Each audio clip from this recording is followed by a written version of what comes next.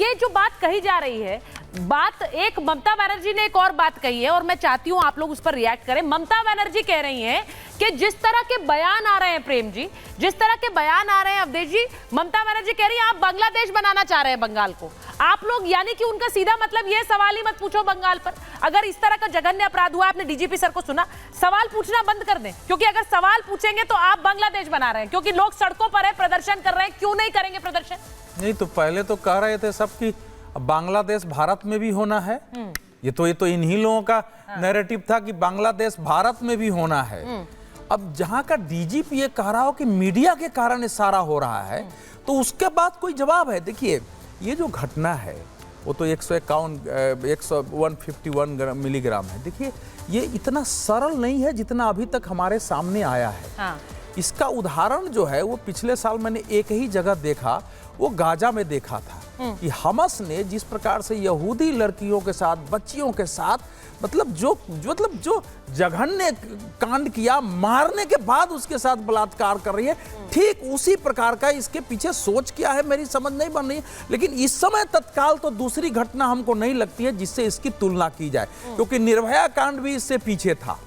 अब यह है कि ये जो आदमी पकड़ा गया, इसका दूसरा पहलू ये है, देखिए 2011 में जब वो जीत के आई थी तो उन्होंने अपने यहाँ एक सिविल वॉलंटियर्स का पद क्रिएट किया था पूरे राज्य में। सिविल वॉलंटियर्स था जैसे कम्युनिस्ट पार्टियां अपने लिए करती थी। ये सिविल वॉलंटियर्स जो है इनको पुलिस भी मानती है, प्रशासन भी, कि ये सब टीएमसी के लोग होते हैं। ये बूथ लूटने से लेके बूथ छापना, मारना, पीटना और अपनी गाड़ियों पर ये पुलिस लिखते हैं। ये सिविल पुलिस माना जाता है, जैसे यहाँ सिविल डिफेंस है। तो इस आदमी को किसी से भय नहीं होता है, वीआईपी कमरे में जाके ये रह सकता है। लेकिन फिर भी ये केवल एक आदमी का काम नहीं हो सकता है। इसको फंसाने की ये एक आदमी को फांसी पर चढ़ा के पुलिस जानना चाह रही है, जो बंगाल के एक पत्रकार, एक व्यक्ति को छुपाकर बचाना चाह रही है। अवधेश जी ये कह रहे हैं, मुझे मेरा सवाल, लेकिन हाँ। बंगाल के पत्रकारों में जो खबर आ रही है उसमें यह है कि वहां किसी बड़े नेता के एक भतीजे का नाम आ रहा है, लेकिन वो बड़ा नेता कौन है, वो भतीजा कौन है, ये लिख के नहीं दिया जा रहा है, क्योंकि इतना बड़ा जो है इसको छुपाना ये साधारण एक सिविल वॉलंटियर को छिपाने के लिए नहीं हो सकता है, इसलिए बहुत बड़ा कांड है। अब लेकिन जो बताइए प्रेम कुमार जी, आप बताइए, जो बात वो कह रहे हैं कि ये कोई व्यक्ति को बचाने की कोशिश है, क्योंकि इस तरह से क्राइम सीन को टैंपर करना, एक जघन्य अपराध के बाद भी ममता बनर्जी अभी भी मीडिया पर पूरा ठीकरा फोड़ रही हैं। वो बार बार कह रही हैं कि ये सिविल वॉर करा देंगे, ये बांग्लादेश बना देंगे। देखिए सुचरिता जी, एक घटना के समांतर कई घटनाएं चल रही हैं। पुलिस का फेल्योर तो हमारी न्यायपालिका सामने आती है, न्यायपालिका आदेश देती है, सीबीआई जांच की, सीबीआई भी आती है, यानी इस घटना का संज्ञान लिया जा रहा है। यहाँ पर एक है सरकार का फेल्योर, सरकार का एक्शन या इनएक्शन। इसी समांतर में इस पूरी घटना को किस रंग में दिया जा रहा है। एक घटना बड़ी कब होती है? एक घटना बड़ी तब होती है जब उस घटना को चेन के साथ में कहीं ना कहीं सत्ता परिवर्तन, सरकार परिवर्तन वहां तक ले जाया जाता है। यहाँ पर क्या हो रहा है? यहाँ पर निश्चित रूप से आप देख रहे हैं राष्ट्रपति शासन की मांग। अवधेश जी इसको गाजा से तुलना कर रहे हैं। होना चाहिए, ये सही है या गलत है? गाजा से तुलना होगी क्या? अवधेश जी बोल रहे हैं बांग्लादेश, बंगाल बनाए जा रहे हैं, उससे तुलना होगी। इसका मतलब है कि इस घटना के समांतर कुछ लोग हैं जो इसको और बड़ा बना रहे हैं। इस बार तो बीजेपी नहीं, इस बार तो राहुल गांधी ने भी ट्वीट कर दिया भाई। कल उन्होंने कहा कि ये राज्य सरकार फेल हो गई है। ना ये नहीं कहा। ना, उन्होंने यही तो बात है उस पूरे ट्वीट में। उस ट्वीट में ये कहा है कि अस्पताल प्रशासन और स्थानीय प्रशासन कटघरे में है। ममता बनर्जी की सरकार नहीं कटघरे में है। राहुल जी का ट्वीट जो है उसमें कठुआ है, कठुआ है, उन्नाव है, लेकिन ये फिर कोलकाता है, तो बस कोलकाता है, उसमें अयोध्या कन्नौज नहीं है। ये सिलेक्टिविज्म नहीं है। मैंने अभी और एक हफ्ते बाद ये सिलेक्टिविज्म नहीं है क्या? क्योंकि वो उन्नाव की बात कर रहे हैं, वो कठुआ की बात कर रहे हैं, वो अयोध्या की बात नहीं करते। अयोध्या की घटना घटी, उसके बाद कन्नौज की घटना घटी। मैं तो ये कह रही हूं कि अगर अपराध हो रहा है तो वहां की यूपी की सरकार कटघरे में, आप ये बार बार बोलते हैं, लेकिन उन घटनाओं का नाम नहीं लेते हैं। क्या इस घटना के और अच्छा एक बार बड़ी बयान बता रही हूँ, उसके बाद भाटी जी आपके पास आ रही हूँ। ममता बनर्जी ने तोड़फोड़ के लिए वाम और राम का नाम ले लिया है। अब आप ये देख लीजिए, ममता ने तोड़फोड़ के लिए राम शब्द का इस्तेमाल कर दिया है। अब ममता बनर्जी क्या कह रही हैं? तोड़फोड़ के पीछे वाम और राम। अब वाम कौन? वाम दल। राम कौन? बीजेपी। इस कांड को वाम और राम बता दिया भाई। इस कांड को सीपीआईएम और बीजेपी मिल के पर ये बड़ा बयान है।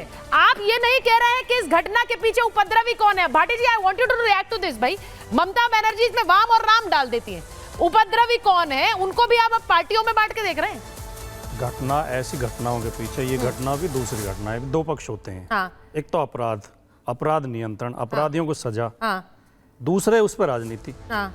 मैंने शुरू में कहा कि घटना गंभीर है, अपराधियों को सख्त से सख्त सजा मिलनी चाहिए, लेकिन ऐसी घटनाओं पर जो भारतीय जनता पार्टी राजनीति करती है वो बहुत घटिया और निम्न स्तर की होती है। भारतीय जनता पार्टी के लोग जब बनारस हिंदू विश्वविद्यालय में रेप की घटना होती है, 2.5-3 महीने तक उन्हें बचाने में लगे रहते हैं और वो मध्य प्रदेश में बीजेपी का चुनाव प्रचार करते रहते हैं और तमाम मंत्रियों के साथ, मुख्यमंत्री के साथ उनके फोटो आते हैं, वो भारतीय जनता पार्टी के कार्यकर्ता होते हैं। तब कोई चर्चा नहीं होती, तब ना उनके घरों पे बुलडोजर जाते हैं, ना उनके खिलाफ कोई कार्रवाई होती है। इसी तरह अब जो अभी देखिए आप, 2 रेपिस्टों को बार बार पैरोल दी जा रही है, अभी निकल के आए इसी सप्ताह में, जो सजा याफ्ता हैं, जो सिद्ध हो चुके हैं, सिद्ध अपराधी हैं कोर्ट में।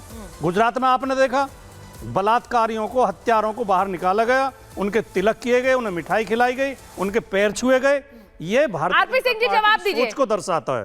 तो हम ये कह रहे हैं घटना पर गंभीरता से काम करें। हाँ। हम सबको मिलकर इस पर करना चाहिए और पूरे देश में ऐसी घटनाएं बहुत ज्यादा हो रही हैं। इससे कहीं हमारे समाज की बीमारी का भी पता चलता है। पर ये बड़ा बयान है, में एक बीमारी घर कर गई है। ये जो बयान उन्होंने दिया है वाम और राम, मैं उस पर वापस आते हैं, जल्दी से रिएक्ट करिए। हाँ। मतलब ये एक समाजवादी नेता है। मुझे हैरत है कि जिस ढंग से आज माफियाओं और दादाओं ने उन डॉक्टरों पर हमला किया है और हाफ पैंट वो पहने हुए वो आकर के हमला किया, उसको रिनोवेट करने की कोशिश हो रही है। इस प्रकार का तो कहीं अभी भारत में उसकी निंदा की। निंदा का विषय है कि आप एक राज्य में जघन्य घटना का विरोध कर रहे हैं, इसको सहन नहीं किया जाएगा। सरेआम मारा जा रहा है, उसको कोई सुरक्षा नहीं है विरोध करने वाले की। इस घटना की तुलना आप किसी घटना से कैसे कर सकते हो? बाकी अपराध किया, उससे तो बड़ा अपराध रात हुआ है कि वहां की पुलिस कहां थी जिस समय हमले हो रहे थे। हम लोगों ने खाया है सर माफियाओं से विरोध प्रदर्शन। देखिए मेरा सवाल बहुत सिंपल है, उत्पन्न हो रहा है, कोई विरोध न करे। जब एक ऐसी जगह जहां देश भर की मीडिया थी, अब देखिए सुनो, 2 चीजें चल रही हैं। पत्रकारों के ट्विटर हैंडल पर पुलिस का आ रहा है लगातार जवाब, और दूसरा कि आप लोग ट्विटर पर आ रहे हैं। दूसरा यह है कि कोई विरोध ना करे, इतने तेजी से हमला करो और मारो पीटो। ये तो भयावह है कि अपराध हुआ तो हुआ, विरोध करने वाले कौन? आप, क्योंकि कोलकाता पुलिस कह रही है कि अगर आप भ्रम फैला रहे हैं, आप झूठ बोल रहे हैं, आपने क्राइम साइट को लेकर गलत बोला है, आपके ऊपर कार्रवाई होगी।